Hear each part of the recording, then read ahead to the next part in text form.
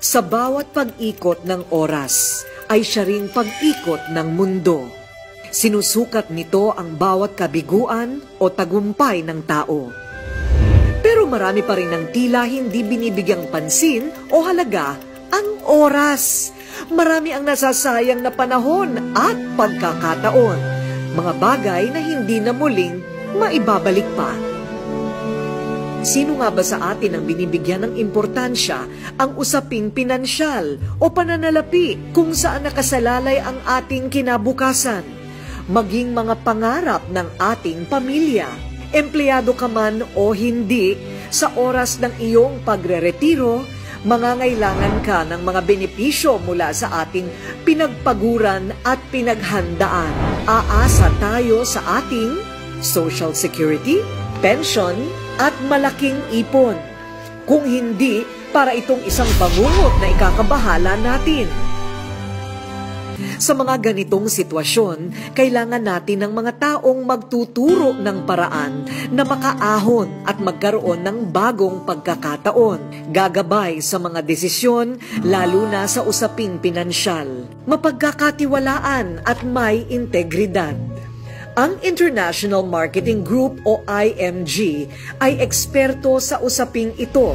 Isang independent company na may mga produktong tutulong sa bawat Pilipino na dumaranas sa hirap ng buhay.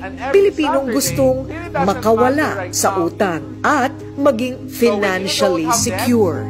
In terms of investment and savings, the most important ally would be time. So in investment, savings, the most important thing is time.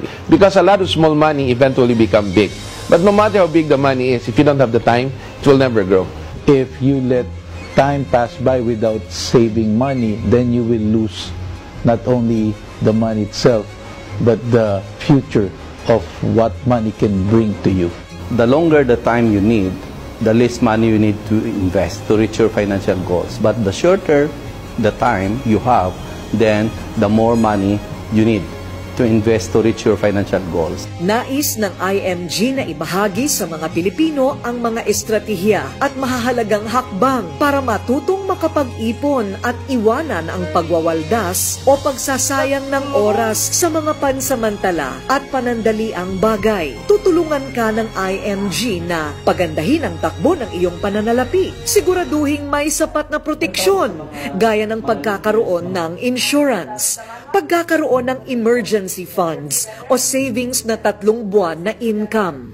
In-manage ang mga utang at makakawala dito at magsimula na makapag-ipon ng pangmatagalan. Anong direksyon ang tatahakin mo? Magsasayang ka pa ba ng oras o panahon? Kailan ka kikilos?